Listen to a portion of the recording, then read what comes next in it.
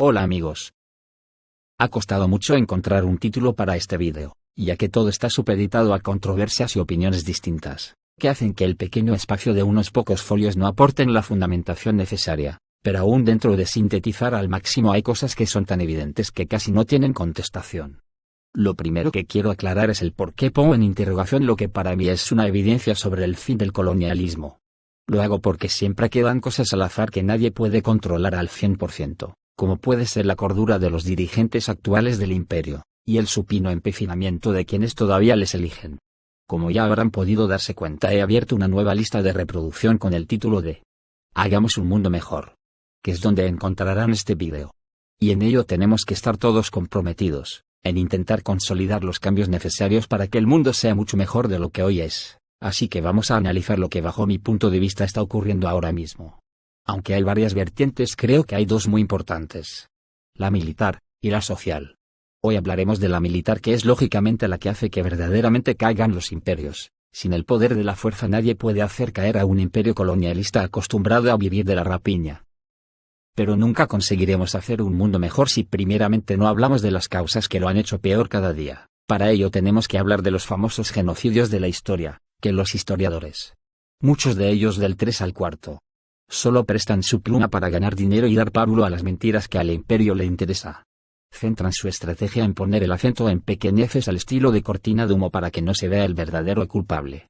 Siempre nos han hablado de la Primera y Segundas Guerras Mundiales, para que no podamos fijarnos que ellas solo fueron pequeñas batallas, dentro de la gran guerra que el colonialismo tiene declarada a la humanidad. Ponen el acento en los millones de muertos en dichas guerras para que nos fijemos en un culpable al que dicen que las provocó. Nos hablan de que en la Primera Guerra Mundial, la de 1914 a 1917, hubo 30 millones de muertos, más los millones de heridos y mutilados. Que por supuesto a muy pocos les han pagado una pensión vitalicia para su subsistencia. Luego vino la segunda, la de 1939 a 1945. Donde según cálculos le atribuyen más de 60 millones de muertos y muchos millones de heridos y mutilados. Pues bien, estos dos genocidios no son más que pequeñas cifras del cómputo total del gran genocidio de la historia como es el colonialismo, practicado a lo largo de la historia por las naciones imperialistas representadas básicamente por Europa y más recientemente por Estados Unidos, que ya después de la Segunda Guerra Mundial se unieron para formar lo que ellos creían el imperio definitivo. Nos podríamos remitir muy atrás en el tiempo, como al colonialismo español y tantos, pero no vale la pena porque todos son uno, con el actual. Pero si nos fijaremos en el previo a dichas guerras mundiales, me refiero al inglés.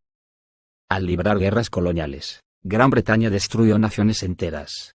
Los territorios conquistados por los británicos desertaron, y los países prósperos como la India se convirtieron en colonias sin un centavo, donde se exportaba la riqueza y cuya aristocracia los británicos exterminaron sin piedad.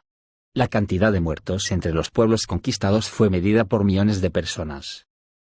La paz prevaleció en Europa, escribió Lenin, pero se mantuvo porque el gobierno de los pueblos europeos sobre cientos de millones de habitantes de las colonias se llevó a cabo solo mediante guerras constantes, ininterrumpidas e interminables, que los europeos no consideramos guerras, porque demasiado a menudo eran similares no a guerras, sino a la golpiza más brutal, al exterminio de pueblos desarmados. Y a eso le llaman guerras. ¿Cuántos saben y han sufrido de estos genocidas también en Sudamérica? Los británicos destruyeron hasta el 95% de los aborígenes de Australia durante la colonización del continente. En la década de 1870, los británicos cometieron el genocidio de los Flues, en el Valle del Cabo, y desde 1954 hasta 1961, la gente de Kikuyu en Kenia fue exterminada. En respuesta al asesinato de 32 colonos blancos, las autoridades británicas destruyeron a 300.000 representantes del pueblo Kikuyu y 1.5 millones más fueron llevados a campamentos. Así que ya no pueden engañar a nadie, el verdadero genocidio de la historia ha sido el colonialismo que aún hoy perdura, y que con suerte y con el fuego amigo del fracaso de unos misiles contra Siria puede que ya esté finiquitado en pocas decenas de años, y es posible que hoy estemos en el comienzo de una nueva era, postcolonialista. Pero aparte de la mierda de misiles lanzados contra Siria, ¿a quien hay que agradecerle la posible caída del colonialismo que ha costado cientos de millones de víctimas? Yo diría que esta caída del colonialismo hay que atribuírsela a un tándem, formado por el eje, Rusia, China, Irán, Siria, y la República Popular de Corea del Norte, y lógicamente por sus naciones aliadas, que a verlas haylas y cada vez en mayor número. ya que las personalidades de Vladimir Putin y Xi Jinping, presidentes de Rusia y China, han puesto el contrapunto necesario para equilibrar la balanza geoestratégica, que ya, salvo desastre total en forma de guerra nuclear, nadie podrá ya desequilibrar. Aunque parezca un pronóstico atrevido. El día 14 de abril de 2018, pasará a la historia como el día en que un ataque masivo con misiles de crucero destruyó al propio imperio que los lanzó al cielo, ya que le cayeron a la cara, dejándolo desfigurado. Hay muchos comentarios al respecto. Aquí en El Espejo concretamente hay quien dice que Rusia no hubiese soportado una oleada masiva de 600 misiles Tomahawk, como tenían previsto hacer, por mucho que ahora lo desmientan, que además estarían complementados con miles de marines de Estados Unidos que están preparados en la base de Estados Unidos en Jordania, para tomar Siria después de que Rusia fuese derrotada, me imagino. ¿Se acuerdan de aquel mensaje de Donald Trump? Prepárate, Rusia, porque los misiles van a ir bonitos, nuevos e inteligentes. Pues no era un farol, sino que estaba previsto. Lo que no dicen estas personas que opinan esto, es que un ataque masivo de 600 o más misiles, automáticamente nos hubiese situado a la humanidad en otro escenario. Ya que a los miles de marines en Jordania se hubiesen unido el ejército de Ucrania atacando masivamente el Donbass con ayuda de Estados Unidos. ¿A qué se imaginan tal escenario? Muchos también aseveran que posiblemente Putin le dejó lavarse la cara a la OTAN con 110 misiles para no ir a mayores. Posiblemente cualquiera hubiésemos creído algo así. Pero visto ahora, nada más lejos de la realidad, porque los marines siguen en Jordania y el ejército ucraniano preparado a espera de la señal. Otros muchos he visto indignados por falta de una severa respuesta de Rusia. A eso hay que decir que también nos situaría en ese otro escenario comentado. Y no creo que Rusia sea un pueblo que quiera provocar una guerra nuclear con la OTAN, sino todo lo contrario, intenta evitarla. Entonces, ¿qué pasó en realidad el 14 de abril? Creo que se nos olvida con mucha facilidad los antecedentes previos a los acontecimientos, que además ayudan mucho a aclarar las cosas, como ya he recordado en más de un vídeo anterior. En estos momentos Donald Trump no tiene el control del Pentágono, así como que Putin ha habilitado ya hace más de 2 años a sus generales en la guerra de Siria a utilizar armas nucleares tácticas a su criterio sin necesidad de pedir permiso al mando central. Esto por una parte. Por la otra, en las fechas previas al ataque toda la prensa de falsimedia en Occidente empezó a preparar a las poblaciones para el ataque, echando mierda vergonzosamente sobre Putin y sobre Rusia. Ya saben, los falsos casos de los espías envenenados y el ataque químico en Siria, o lo que es lo mismo, marcando al malo de la película, lo que hacía el preparativo del ataque un secreto a voces. Entonces el mando militar del ejército ruso dejó meridianamente claro en un comunicado anterior a los ataques y por canales abiertos con los mandos de la OTAN, que si traspasan la línea roja creada por Rusia en el frente sirio, Rusia hundiría toda la flota de la OTAN en el Mediterráneo en 1 hora más o menos. Y el que conozca los antecedentes sabrá que los rusos no hablan en broma. De ahí que el ataque fue más comedido de lo que se esperaba. Pero muchos nos preguntamos, ¿cuál es esa línea roja? Hombre, a grandes rasgos, me imagino que tendrá que ver con atacar al ejército ruso directamente, intentar destruir a Bashar al-Assad, etc. O sea, intentar cambiar el status quo actual en Siria. Que Rusia no lo va a consentir, para lo que está implementando en estos momentos un sistema integral de defensa de Siria que la hará inexpugnable para cualquier enemigo, incluida la OTAN. Que no estará metiendo Rusia de armamento en Siria, que según publican los medios varios buques de carga entraron en el puerto sirio de Tartus, donde se encuentra la base logística de la Armada rusa, informó Interfax el viernes. Según esta agencia, la descarga se lleva a cabo bajo la protección de una cortina de humo y gas aerosol, diseñado para bloquear la vista desde satélites y drones. En los últimos días, los analistas militares y observadores han monitoreado el movimiento de barcos a medida que atravesaban el Mar Negro y el estrecho del Bósforo hacia el Mediterráneo. Anteriormente, el ministro de Asuntos Exteriores de Rusia, Sergei Lavrov, dijo en una entrevista con la BBC que Rusia estaba lista para considerar la entrega por parte de Siria de los sistemas de misiles de defensa aérea S-300. Según él, Rusia está siendo empujada por un acto de agresión indignante por parte de Estados Unidos, Gran Bretaña y Francia, mientras que los S-300 rusos en servicio con el ejército sirio ayudarán al país de Oriente Medio a garantizar su seguridad y evitar la agresión. Más claro agua. Pero sigamos con el famoso ataque fallido de la OTAN el 14 de abril. ¿Qué supuso para el ejército de la OTAN? Pues un ridículo espantoso. Miren, después de la guerra de Irak, los misiles Tomahawk fueron prácticamente puestos fuera de servicio para una guerra con enemigos serios, debido a que el sistema de guiado se quedó antediluviano e inservibles. De ahí que el ejército de Estados Unidos tuvo que proceder a su reciclado total, con un gasto enorme y mucho tiempo por delante para implementar nuevos misiles. Esos misiles son los bonitos y supertécnicos que Donald Trump anunció que mandaría a Siria.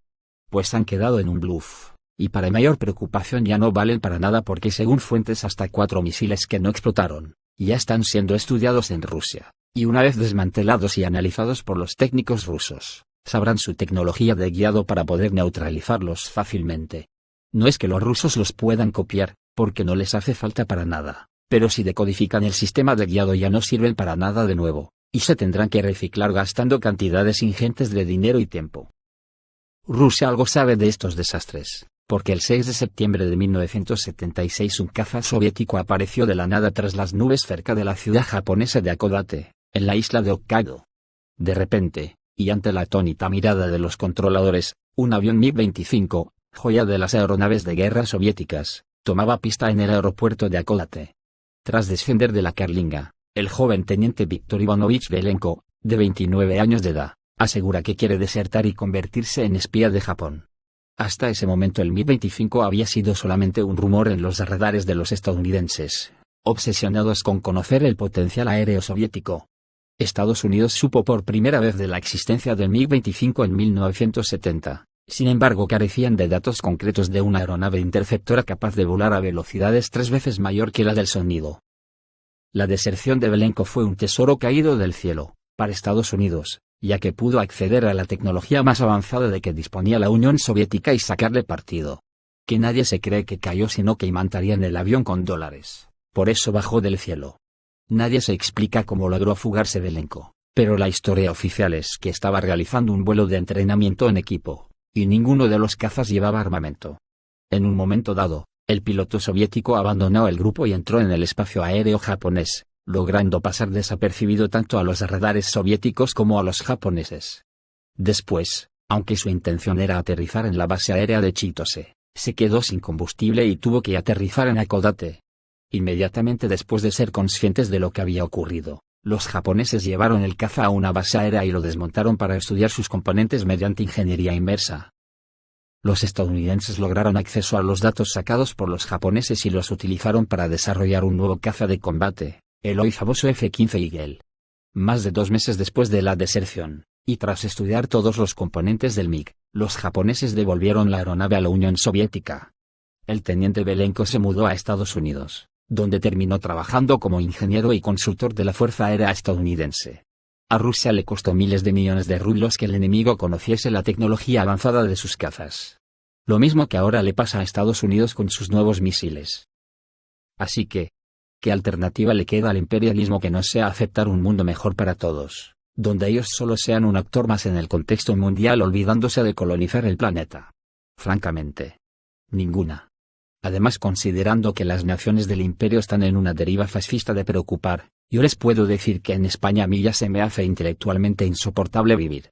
Es una sociedad muy enferma. Estamos gobernados por unas élites corruptas donde las leyes son cada segundo que pasa más represivas. La corrupción está a unos niveles insoportables. La desigualdad ya no puede ser mayor. Encarcelan a cantantes y raperos a 3 años de cárcel por letras de canciones, donde encarcelan a disidentes políticos como a los independentistas catalanes con prisión preventiva, impidiéndoles ejercer sus derechos a ser elegidos, sin todavía ser juzgados ni sentenciados.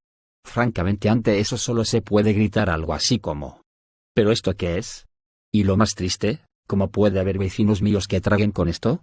Yo siempre sostengo que en un sistema capitalista, la justicia nunca ha existido, no existe ni existirá, porque la justicia solo es justicia cuando se imparte entre iguales. Lo contrario solo es una imposición del fuerte sobre el débil. Reciban un saludo.